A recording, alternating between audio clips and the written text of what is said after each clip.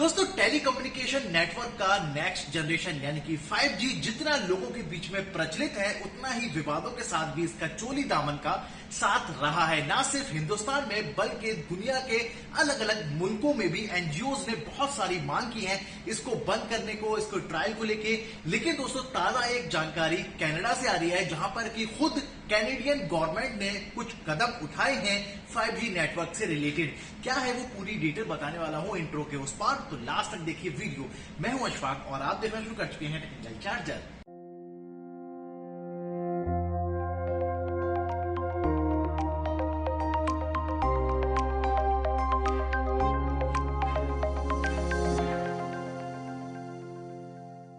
तो वीडियो में हम बात कर रहे हैं 5G नेटवर्क के बारे में, जो कि कनाडा के अंदर दोस्तों एक नए विवाद को पैदा कर चुका है। दरअसल कैनेडियन गवर्नमेंट ने एयरपोर्ट्स के आसपास की जो लोकेलिटी है वहां पर 5G नेटवर्क के इस्तेमाल पर रोक लगा दी है। इसके पीछे के तर्क भी आपको समझा देते हैं।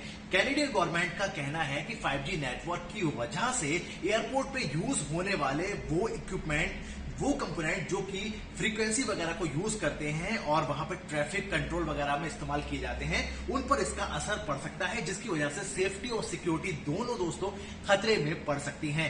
एक कंसर्न तो दोस्तों बेहद ही कमाल का है, लेकिन इसके विपरीत में जो टेलकोज है यानी कि कनाडा में काम करने वाली जो टेलीकम्युनिकेशन कंपनियां हैं, उन्होंने भी दोस्तों इसके खिलाफ में आवाज उठाना शुरू कर दी है, क्योंकि कंपनियों का एक बहुत बड़ा पैसा दरअसल 5G नेटवर्क की स्टेबिलिटी और दोस्तों उसके रख रखाव और शुरू करने में लगाया गया है। अगर आपको कनाडा के हिसाब से बताएं तो वहां पर कंपनियों ने स्पेक्ट्रम हासिल करने के लिए, लाइसेंस लेने के लिए इसी साल जुलाई में तकरीबन $9 बिलियन खर्च किए हैं। बहुत बड़ी रकम होती है दोस्तों, और इस रकम के बाद कंपनियों का मानना यह है कि अगर एयरपोर्ट की लोकेलिटी में 5G नेटवर्क को बैन किया जाता है तो इससे कंपनियों को सालाना तकरीबन $100 बिलियन का नुकसान हो सकता है, और काफी नुकसान कंपनियों को हो भी चुका है।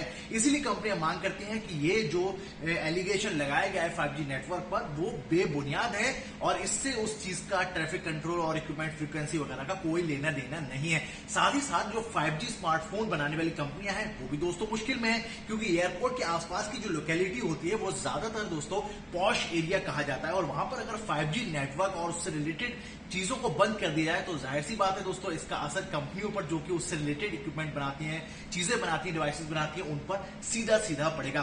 फिलहाल कैनेडियन गवर्नमेंट दोस्तों इस अपने फैसले को वापस लेने के अभी फिलहाल मूड में नहीं है, जो भी होगा आगे पता चलेगा। लेकिन आपको अब समझाता हूं कि आखिर क्या 5G नेटवर्क से एयरपोर्ट पे यूज होने वाली फ्रीक्वेंसी पर कोई भी इंटरप्शन आ सकता है। दरअसल दोस्तों जो भी एयरपोर्ट ट्रैफिक कंट्रोल वगैरह में जो भी फ्रीक्वेंसी यूज होती है वो ज्यादातर 100 मेगाहर्ट्ज के आसपास की होती है, और डिफरेंट बैंड्स होते हैं, उसके डिफरेंट चैनल होते हैं जो कि पायलट के साथ कम्युनिकेशन करने में दोस्तों यूज किए जाते हैं। और यही वजह है कि जब आप फ्लाइट में होते हैं तो लैंडिंग और टेक ऑफ के टाइम पर स्पेशली कहा जाता है कि अपने फोन को स्विच ऑफ कर लीजिए या एयरप्लेन मोड पे कर दीजिए, ताकि वो उसकी जो फ्रीक्वेंसी है वो दोस्तों इंटरप्शन पैदा ना कर सके और पायलट जो कम्युनिकेशन कर रहा है ट्रैफिक कंट्रोल के साथ में वो सुचारू रूप से हो सके। लेकिन 5G नेटवर्क की अगर बात करें तो ये दोस्तों काफी ज्यादा है। 450 मेगाहर्ट्ज से लेके दोस्तों ये 1.5 गीगाहर्ट्ज, उसके बाद 2.5 गीगाहर्ट्ज से लेके 4.5 गीगाहर्ट्ज तक के बीच की फ्रीक्वेंसी यूज कर रहा है। इसके लिए भी अलग अलग चैनल्स हैं, लेकिन दोस्तों दोनों में कोई तालमेल नहीं है। हाँ, अगर गवर्नमेंट ये कंसर्न देखती है कि 5G फ्रीक्वेंसी इतनी ज्यादा पावरफुल है कि वो दूसरी फ्रीक्वेंसीज को इंटरप्ट कर सकती है तो एक अलग मुद्दा हो सकता है। लेकिन दोस्तों इस मुद्दे के बाद जो वीडियो बनाने का मकसद है वो ये है कि अब इंडिया में भी दोस्तों हमें नेक्स्ट ईयर यानी 2022 के फर्स्ट या सेकंड क्वार्टर में 5G नेटवर्क मिल सकता है इंडिया में। ऐसी गवर्नमेंट की और कंपनियों की तैयारी भी चल रही है। सिर्फ स्पेक्ट्रम की जरूरत है अभी कंपनियों को, ट्रायल वगैरह वो बहुत हद तक मुकम्मल कर भी चुकी हैं। लेकिन क्या इन चीजों का इंडिया में भी कोई असर होगा दोस्तों? जैसे कि अब तक एलिगेशन लगाए गए हैं कि उससे बर्ड सेंचुरीज और स्पीसीज वगैरह को बहुत नुकसान हो रहा है, लेकिन इन सबसे अलग क्या एयरपोर्ट्स पर भी इसका कोई असर देखने को मिलेगा? क्या इंडिया में भी इस तरह की कोई चीजें होंगी दोस्तों?